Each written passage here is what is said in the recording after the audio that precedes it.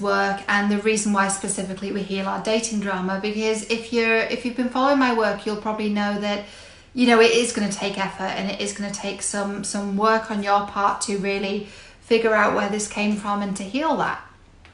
And it is work. I've been doing the inner work for a decade, and let me tell you, it's worth it.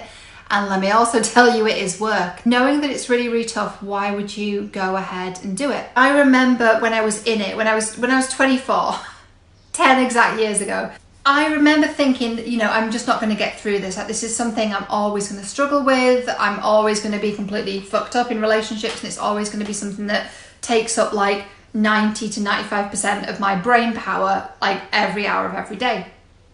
And it's not. That's not the case now, thank God. I wish I could go back and tell my former self that now. I cannot, but I can tell you that it gets better, and that this is not a life sentence, and that you are not doomed in love, and that you don't have to suffer through it and you don't have to struggle through it. You can absolutely break free of this. It is possible, and here's why it's important that you do. So we've alluded to this already, but the first reason is that when we heal this dating drama, when we really gain power over it, what happens is we gain power over our minds, right? We free up the space that's been taken up by, when's he contacting me? Why hasn't he texted back? Why does he not want to be with me? This must mean I'm crazy. Oh my God, I feel really devastated. Let me just engage in activities I have to do just to feel okay, whether that is numbing out with Netflix or whatever the case is. Like, that takes up a lot of time. It takes up a lot of brain power. When you've healed this, you get a lot of your brain power back. You get your time and your energy back. Which is, I mean, how do you even place like a value on that? Like, you get your life back. And when I've seen people who, you know, come to me and they're like, I want to get in a relationship. And then after they've worked with me, they're like, I just want to travel. I want to travel the world. I want to hang out with my friends. I want to start a business. I want to do this thing that I've always wanted to do. And it's so interesting to me that sometimes it's not the relationship that they're actually wanting at all. It's the feeling they thought the relationship would give them. And once they figure out that they can generate those feelings themselves, the feeling lovable, worthy, good enough, all those things, right? Once they do that and they kind of fill in the gaps, I'm kind of seeing someone, do you know what grouting is? Or is that an English thing? It's like when you're doing like some decorating at home, some DIY, and you're smoothing out the walls before you paint them, and there's like a hole in it, there's like little rivets and stuff, and you get some grouting and you just like fill it in and sand it off. That's kind of what it's like. You're filling those holes, you're smoothing it all down, and you're taking care of your emotions and knowing that you get to take care of that. You don't see all these bumps and dints and be like, oh, he can fit in there, and that accomplishment can fit in there, and that validation from social media can go in there. They can fill in all the cracks. No, you've got to fill in all the cracks, right? That's our job, ourselves. And the second reason that you want to gain power over your dating drama, this one's not about you or me. This is about our kids, right? If you choose to have kids, if you don't do this inner work, you will pass on by osmosis, right? By accident, just through being in your company, you'll pass these patterns on to your kids. If you're dysfunctional in relationships, even if you get yourself in a relationship and that moves forward to a marriage, and you have kids and you do that whole bit, just because someone's married and has kids doesn't mean that's healthy either. Just because someone's in a relationship doesn't mean they're happy, doesn't mean it's a healthy relationship. What it's about really is knowing that if you get into a relationship when you're still in this drama, the relationship itself is not going to save you, but your stuff is going to come up in the relationships. It's going to become a mirror for your inner work, because relationships are where our stuff comes up, right? We feel like we're doing really, really well, and then we start to get involved with someone and all our neuroses comes to the surface. So let's say you do that. You know, maybe you get married, have a couple kids. You will pass this on to your kids. They see and hear everything. They're so smart. They absorb it all. So I know this is a bold statement, but if we don't heal our dating drama, we fuck up our children. Not on purpose, but we do it because we haven't healed our traumas. And so what we do is we start to our inability to emotionally regulate, and what that means in non-psych speak is our ability to help ourselves feel better, right? Our ability to regulate how we're feeling, right? If we're angry, we're able to calm ourselves down. If we feel sad, we're able to cheer ourselves up. If we feel afraid, we're able to reassure ourselves and gain courage, and we're able to do that ourselves. If you need someone to do that for you, then you're not able to regulate your emotions, right? And so that's something that is going to come up when you're raising kids, because it can be tough, right? So if you have not dealt with your stuff, right? Your stuff is a very loose term for a whole load of different categories. What will happen is you will take your triggers out on your children, right? You will think you're punishing them for being naughty, for being bad, but what's actually happening is you are triggered, and so you are blaming them for triggering you, right? You get frustrated, you get angry, and you blame them and you punish them, and then they're like, I don't know what I did wrong.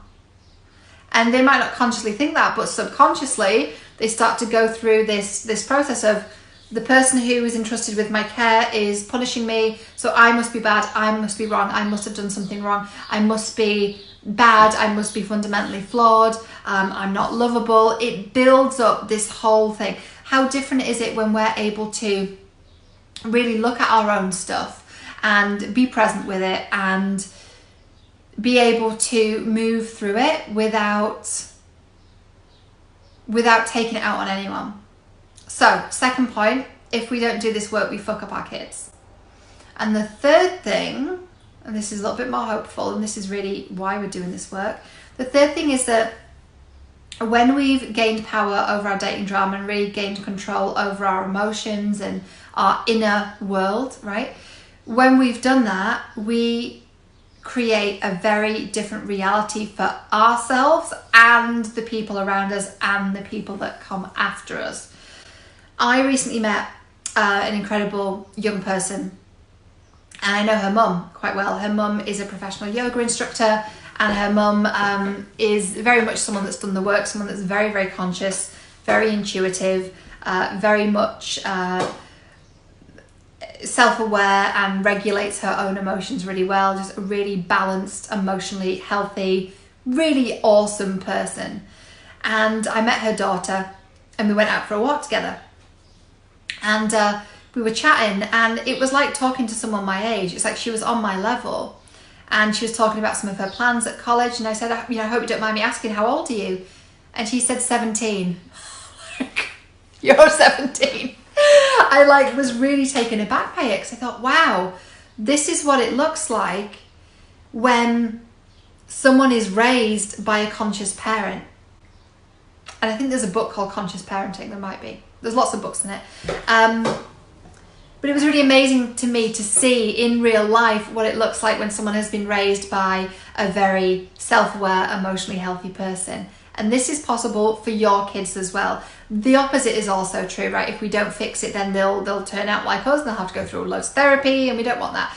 We want young people in the next generation to be able to hit the ground running at 17, 18 years old, and go fly and go make massive waves and massive change and undo a lot of the shit the generations previously have done in terms of plastic in the ocean and all the shit we've created, right? We need them to be able to do that, and they can't do that if they're in their trauma. So it's really important that when we've done the work, we're able to raise children in a really beautiful, safe, happy home, and we're able to give them the support that they need, because we feel supported and we feel good and we feel happy because we've done the inner work, right? Is this making sense? Is this resonating? Let me know.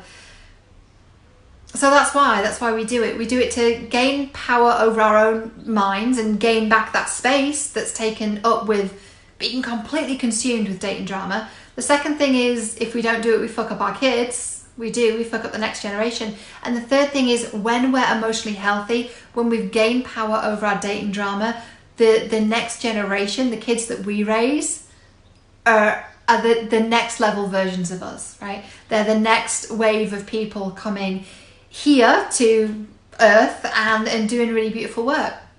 And they don't have to go through a decade of therapy before they start their life, right? Hey sweetness, Cheryl here. Hope you enjoyed this week's episode of LovesBites. If you're ready to gain power over your dating drama and you want to clear up that space in your head that's taken up by the feelings of has he texted back, what's going on, like that really consuming experience of being in the dating drama, if you're ready to gain power over that, which really enables you to live your best life, doesn't it? Because you get all of that stuff out of the way, just as we talked about in this week's episode. If you're ready for that, I invite you to apply for a call with me to talk about your suitability for Embodied and Empowered. Embodied and Empowered is my 30-day group coaching immersion. It's not something I do very often. I won't run programs like this very often at all, but it's really a beautiful way to get lots of one-on-one time with me and understand what it is for you and why it is that you're stuck. And I'd love to be the one to help guide you and mentor you and coach you to figuring out why it is this stuff has took hold and how to gain power over it and how to be free of it. So if that's sounding good and juicy and resonating with you and you watch these videos on the DL every week, I see you energetically anyway. I feel you. I know you're there and I know you're watching, and thank you. And take a look at the sales page for Embodied and Empowered. The link is down below in the comments. Have a peruse, and if it feels good, then apply for a call and we'll go from there. See you next week.